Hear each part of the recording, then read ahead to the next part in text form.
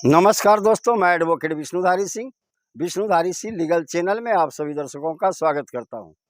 दोस्तों, आज मेरे वीडियो बनाने का टॉपिक है कि स्टे ऑर्डर क्या है और न्यायालय से 100% स्टे ऑर्डर प्राप्त करने के लिए आपको किन किन दस्तावेजों को न्यायालय में पेश करना होगा या दाखिल करना होगा। आइए दोस्तों, अब देखते हैं कि आज के इसी प्रश्न पर क्या उत्तर मिलता है। दोस्तों, सबसे पहले समझे कि स्टे ऑर्डर क्या है। दोस्तों, जब आपकी संपत्ति पर, आपकी निजी संपत्ति है, उस पर कोई अन्य व्यक्ति या आप ही के परिवार का या बाहरी व्यक्ति हो, उस पर कब्जा करने का प्रयास करता है या उस संपत्ति को बेचने का प्रयास करता है या बेच देता है, ऐसी परिस्थिति में आप न्यायालय में चले जाते हैं और न्यायालय में सिविल सूट फाइल करते हैं दोस्तों।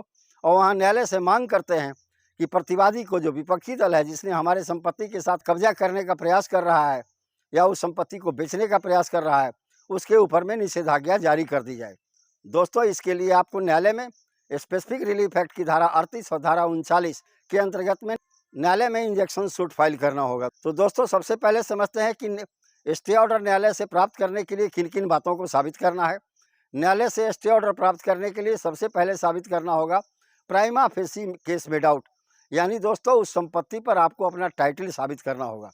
यह बताना होगा न्यायालय को कि संपत्ति का मालिकाना हक हमारा है।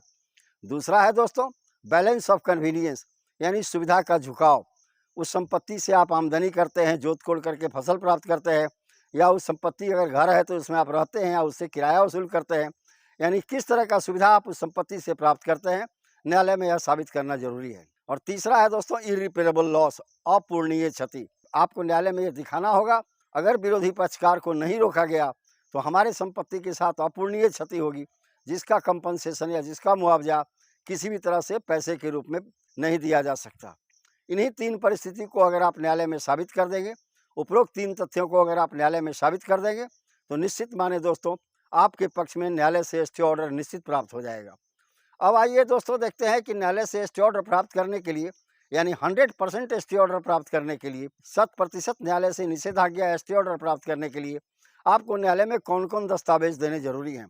दोस्तों, अगर आप न्यायालय में दस्तावेज नहीं जमा करते हैं तो निश्चित मानिए आपके मौखिक कथन पर न्यायालय स्टे ऑर्डर पास नहीं करेगा। उसके लिए आपको निम्न दस्तावेज न्यायालय में पेश करना जरूरी है। तो दोस्तों, आइए देखते हैं सबसे पहला क्या साबित करना पड़ता है न्यायालय में स्टे ऑर्डर प्राप्त करने के लिए। फर्स्ट है कि prima facie case made out in favour of you, यानी आपके पक्ष में उस जमीन का मालिकाना हक है। तो इसे साबित करने के लिए आप कौन कौन से दस्तावेज न्यायालय में देंगे। आपको देना होगा दोस्तों जमीन के मालिकाना हक का दस्तावेज, जैसे खतियान हो या पट्टा हो, या दोस्तों आपने जमीन अगर खरीदी है तो जमीन का सेल डीड हो।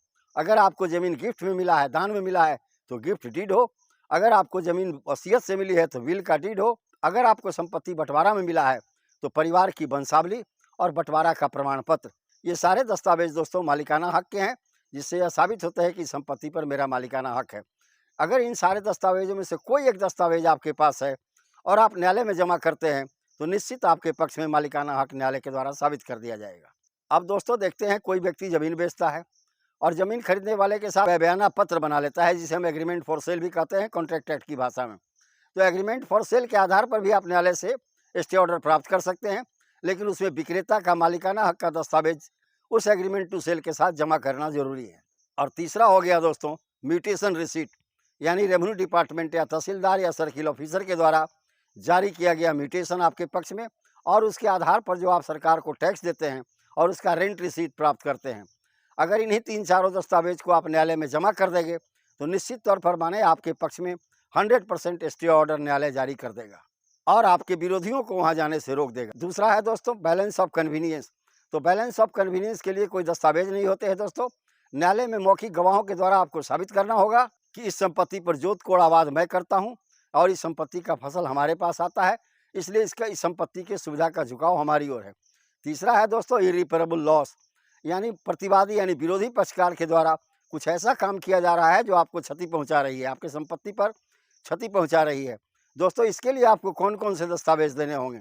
तो सबसे पहले याद रखें दोस्तों, जिस दिन कोई बाहरी व्यक्ति आपकी जमीन पर कब्जा कर रहा हो, आप उसका फोटोग्राफ जरूर लें। या अगर आपके संपत्ति पर निर्माण कार्य कर रहा हो, बिल्डिंग वगैरह बना रहा हो, तो उसका फोटोग्राफ जरूर लें। हाँ दोस्तों, अपने कैमरा में डेट जरूर सेट कर दें, ताकि न्यायालय में यह साबित हो सके कि फलाना एक निश्चित तिथि को प्रतिवादी ने या विरोधी पक्षकार ने हमारे संपत्ति पर कब्जा करने का प्रयास किया। और दोस्तों इसके बाद जब कब्जा करने का कोई प्रयास करता है तो आप थाना या पुलिस के यहाँ जाते हैं, वहाँ एफआईआर लिखवाते हैं। तो एफआईआर की एक कॉपी जमा करनी जरूरी है दोस्तों न्यायालय में। अगर आप विरोधी पक्षकार को कोई लीगल नोटिस भेजते हैं कि तुमने इस संपत्ति पर कब्जा करके गलत किया, तो लीगल नोटिस भी न्यायालय में जमा करना जरूरी है। और विरोधी पक्षकार उसका क्या जवाब दिया उसे भी न्यायालय में जमा करना जरूरी है दोस्तों, यानी reply off the legal notice को भी न्यायालय में जमा करना जरूरी है, अगर आपके पास उपलब्ध हो तब। और दोस्तों receipt of the revenue authority, जब भी आप कहीं क्लेम करेंगे कि हमारे संपत्ति पर फलाना व्यक्ति कब्जा कर रहा है, कब्जा करने का प्रयास कर रहा है, तो रेवेन्यू अथॉरिटी जो आपके हैं, राजस्व कर्मचारी जो हैं, उनके द्वारा सर्किल ऑफिसर या तहसीलदार एक जांच करवाएंगे और जांच करवाने के बाद एक रिपोर्ट सबमिट करेंगे। उस रिपोर्ट की भी एक प्रति न्यायालय में आपको इस स्टे ऑर्डर प्राप्त करने में जमा करना या पेश करना जरूरी है दोस्तों। अगर उपरोक्त सभी दस्तावेजों को आप न्यायालय में जमा कर देते हैं अपने केस में, स्टे ऑर्डर वाले केस में, तो निश्चित तौर पर माने दोस्तों आपके पक्ष में 100% स्टे ऑर्डर न्यायालय के द्वारा जारी कर दिया जाएगा और प्रतिपक्षी को उस जमीन पर जाने से रोक दिया जाएगा, मुद्दाले को उस जमीन पर जाने से रोक दिया जाएगा। तो इस प्रकार दोस्तों आज का वीडियो यहीं संपन्न हुआ। अगर आपको मेरा यह वीडियो पसंद आया तो आप इसे लाइक करें, सब्सक्राइब करें, अपने साथियों को शेयर करें।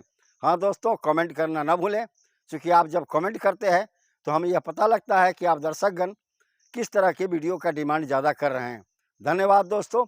अब विशेष अगले वीडियो में।